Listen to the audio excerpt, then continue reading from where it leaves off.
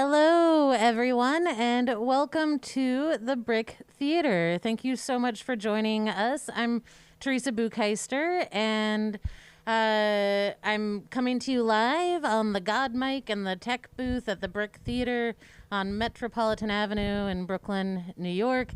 And I am also trying to find my light. Oh, don't look at yourself on YouTube streams is advice for myself. Thank you so much for joining us for our fourth night of these live stream experiments that we've been doing since Friday. I'm so thrilled tonight to have two of my favorite humans and artists in the space, Julia Mounsey and Peter Weiss, giving us a work in progress showing of Protec Attac. None of this would be possible without Zanni Productions, which is John Birkland, who is the DP and doing live switching, and Adele Overby, who is the camera operator. It's really incredible stuff, and I have no idea how they do it, and it's magic to me, and I'm so grateful. We here at the Brick, me and Travis Just and Ryan William Downey and everyone that gives their heart and energy and time to this space, care a lot about the community, which the community is in the chat tonight. Hello, everybody. And the humanity of all those people, the artists and the audiences and the people that join us for all of these things, and the creativity and the varying levels of deep, deep strangeness. And all of those things come together to make art powerful.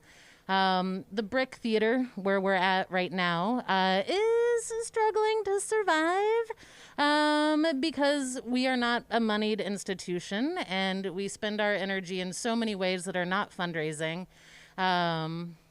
because that's where our values lie.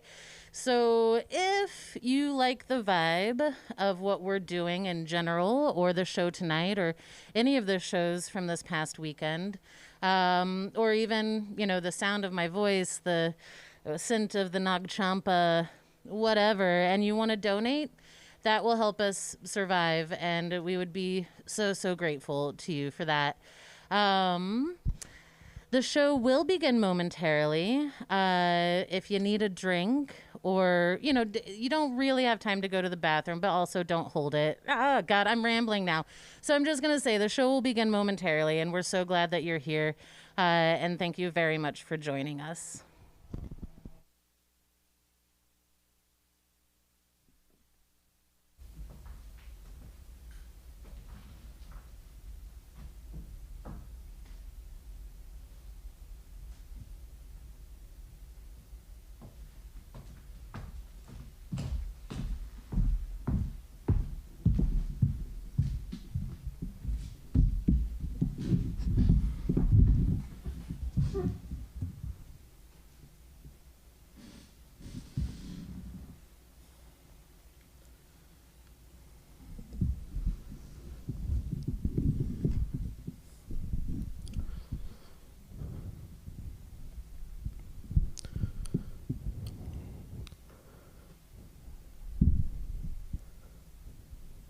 Does anybody in the chat know how to count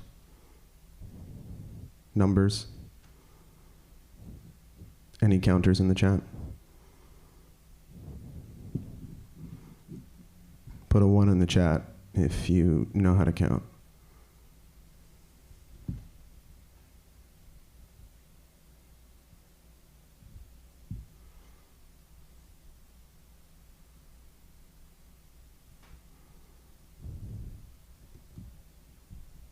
You can add a 2 or a 3 if you want to prove it.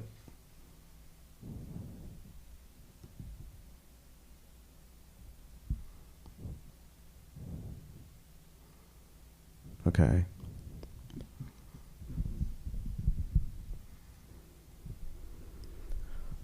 Before we begin, we're going to need to warm up. We like to warm up in front of the audience. And the warm-up we like best is counting. So we're going to count to 30, alternating numbers.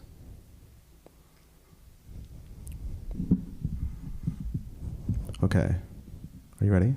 Mm-hmm. 1, 2, 3, 4, 5, 6, 7, 8, 9, 10, 11, 12, 13, 14, 15, 16, 17, 18, 18, 19, 20, 21, 22, 23, 24, 25, 26, 27, 28, 29. 30. Did anyone catch what number we repeated? You can put it in the chat if you know the number.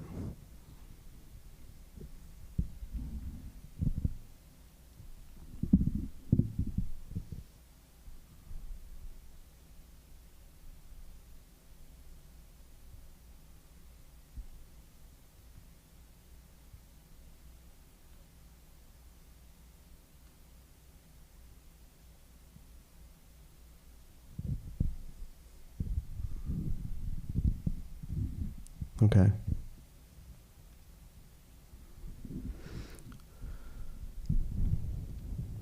Julia, can you tell the audience what's going to happen next? You're going to ask me questions, and I'm going to answer them. And then what? And what else? I'm going to answer them honestly and concisely. And what else? The audience is going to listen carefully. And then what? And then some fun, and then some games. Okay. Let me know when you're ready.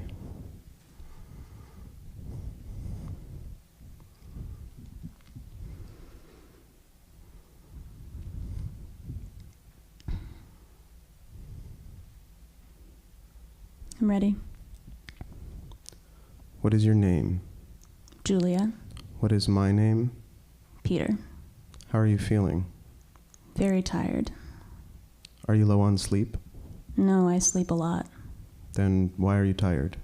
I'm malnourished. Why are you malnourished? I don't eat very much. Do you have the money to buy food? I have the money. I just don't have the will to feed myself consistently.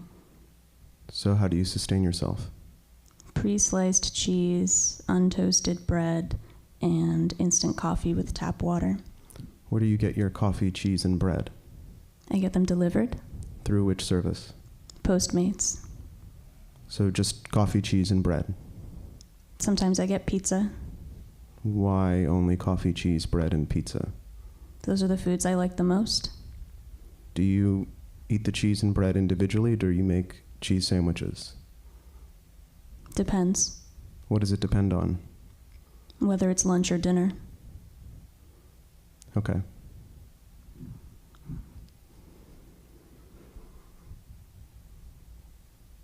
May I ask you a personal question? Sure. Given your diet, what are your bowel movements like? Liquid, which is what I prefer. Why? I don't want to strain at all when I'm on the toilet. You want your shit to come out of you with as little effort as possible? Exactly. Why go to the toilet at all? Why not just shit yourself? I'm working up to that. Do you wipe? No. At all? Rarely. What are the consequences of that? I smell bad, and I often become infected. What happens when you become infected? I call an ambulance, and it takes me to the hospital, and I get the infection treated. What happens at the hospital? They ask me if I've been exposed to COVID. What do you say? I say I haven't left my apartment since April of last year, so it's pretty unlikely. How do you do laundry? I throw my dirty clothes away and order new ones online. How do you make money? I'm on unemployment. What are you going to do when your unemployment runs out? I don't think about the future, and I don't plan anything, so I don't know. What are your days like? I sleep, I eat small amounts of food, and I watch television. What are you watching right now? I'm rewatching Emily in Paris. Why? It's very easy to understand. She's in Paris. What else are you watching? I watch a lot of live streams on Twitch. Do you have any friends? Not anymore. What do you mean? They reach out, but I don't respond. When they reach out to you, what do they say? They just want to know how I'm doing. But that happens less and less these days. Why? They've given up on me. Has your family given up on you? My brother has, but my mother hasn't yet. When was the last time you saw your mother and your brother? About 6 months ago. What happened? They came to my door. I wouldn't let them in, so they spoke to me from behind the door. My brother told me that this was my last chance, and if I didn't get some help, they would cut off contact with me. I told them I never wanted to see them again, and that they should never come back here. My mother started crying and saying she missed me. My brother told me he loved me, and then they both left. Why did you tell your family you never wanted to see them again? Because I'm getting rid of everything. Are you planning to kill yourself? No. Are you depressed? No. You're not depressed? No, I'm not depressed. Then what do you call your current state of being if not depression? I call it misery. Is misery different from depression? Yes. How is it different? Depression is a mental illness, and I'm not mentally ill. If you're not mentally ill, what are you? I'm in a state of grace. What do you mean by that? I'm hopeless, and hopelessness is a state of grace. Can you explain that? It's self-explanatory. It explains itself. It explains itself? Can I ask you a question? Yeah. Can I talk to the audience? Yeah. If you're watching right now, can you hold up your right hand so that your palm is facing your screen?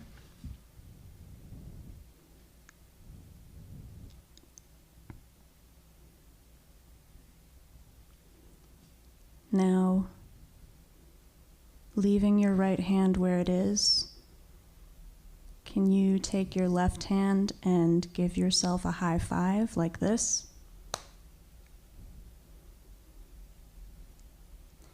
Can you please point to the red ball?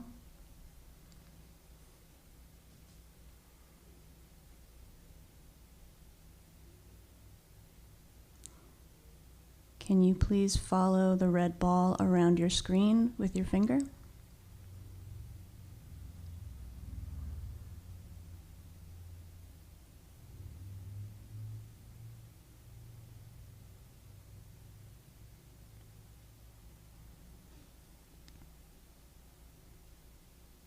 Okay.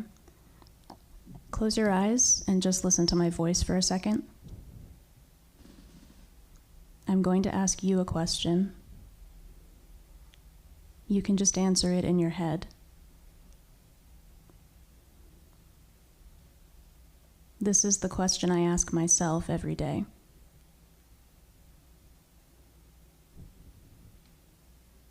What happens next?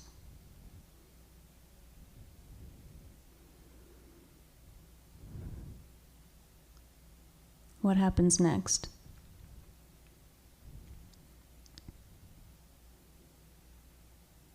Open your eyes. What happens next, Peter? You ask me questions and I answer them. Let me know when you're ready. I'm ready. What happens next? You become popular. Me. You. How do I become popular? Through your misery. What do you mean? You start a movement that popularizes misery. What kind of movement? A mass movement. What's the name of the movement? It has no name. Who joins the movement? The vulnerable, the ethical, the mentally ill, and the young. How does the movement begin? You start a live stream where you broadcast your daily routine. The live stream goes viral and you gain a lot of followers. Do I communicate with my followers? No. Do I lead or instruct them in any way? No. Then what makes them followers? They emulate your behavior. How? They stop going to work. They stop socializing. They stay inside all day, they stop eating, they waste away. Why? Because they are committed. To what? The creed. What is the creed? Do nothing, die young, end the world. Can you repeat that? Do nothing, die young, end the world. Did I write the creed? No, your followers wrote the creed. Do nothing, die young, end the world. Do nothing, die young, end the world. Do nothing, die young, end the world. What happens next? Not much. What happens to you? I die of sepsis in a Brooklyn hospital in 2022. Does anyone mourn your passing? No. 3 people mourn me. Who? My brother and my mother. And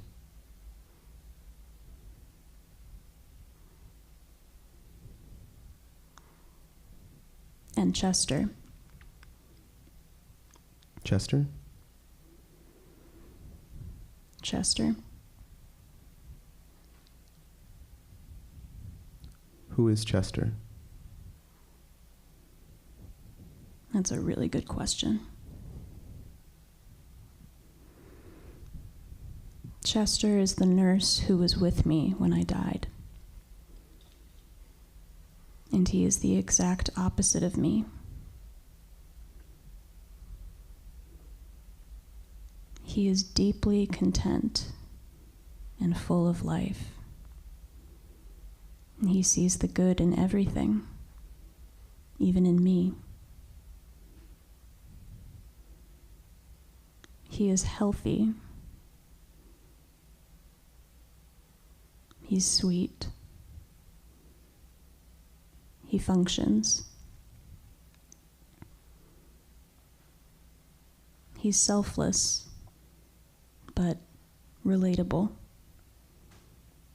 He's masculine, but non-toxic. He's from LA, a city in California. He exercises. He can fold a fitted sheet. He has a virile, outdoorsy kindness that most cultures intrinsically venerate. His hugs work on anyone. And there is something magical about his simple, delicious cooking. Attentive husband, present father, friend, brother, lover. He's played Minecraft. He's played Fortnite. He's played Call of Duty.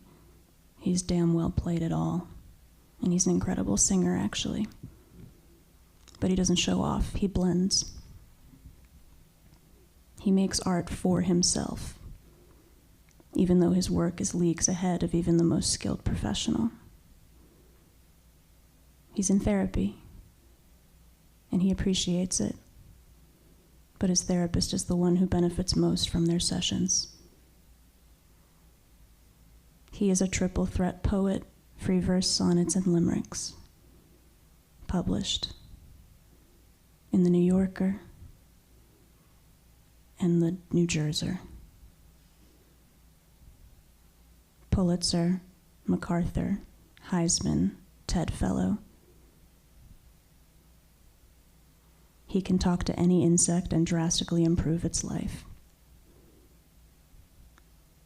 When it comes to laundry, he's a folder, but not in poker. In poker, he goes all in because he is brave. He's vulnerable. And he can climb anything. And he makes it look easy. Like he knows parkour. Because he does know parkour. the art of moving rapidly through an area, typically an urban environment, negotiating obstacles by climbing, jumping, running, and doing flips.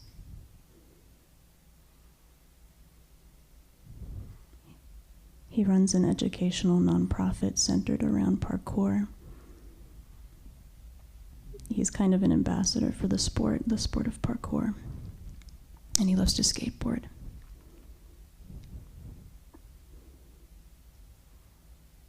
And when I die, he's holding my hand. He's saying, "I'm sorry. I'm sorry." And he's crying.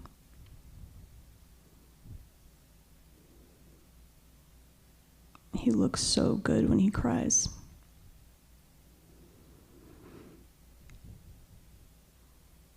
He doesn't know that I am his opposite. He doesn't know anything about me.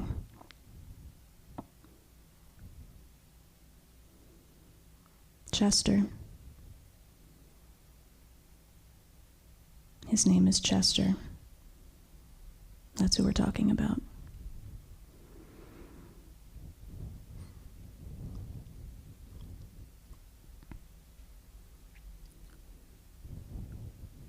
Is that all? I think so. Does anything else happen? That depends. On what?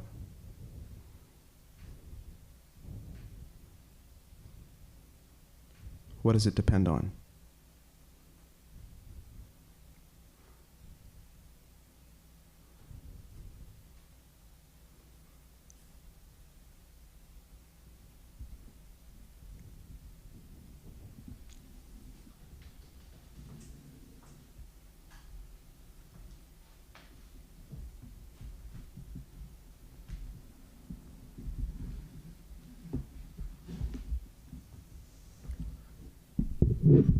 This is Peter. Thanks for watching tonight. It's a work in progress showing of our piece called Protec, Attac. We just wanted to take a couple of seconds to thank everybody involved. I want to thank the Brick and its staff, Teresa, Ryan, Travis, and then we also want to thank Zanni Productions, John and Adele, and we want to thank Allison Brainerd and Kyle Dakayan at the Poetry Project for supporting this piece initially. And Kate McGee, thank you, Julia. Thanks for watching, everybody. We'll be at the bar in your mind. Thanks. Oh yeah, donate to the Brick, by the way. And watch the other artists' pieces. They're up on YouTube.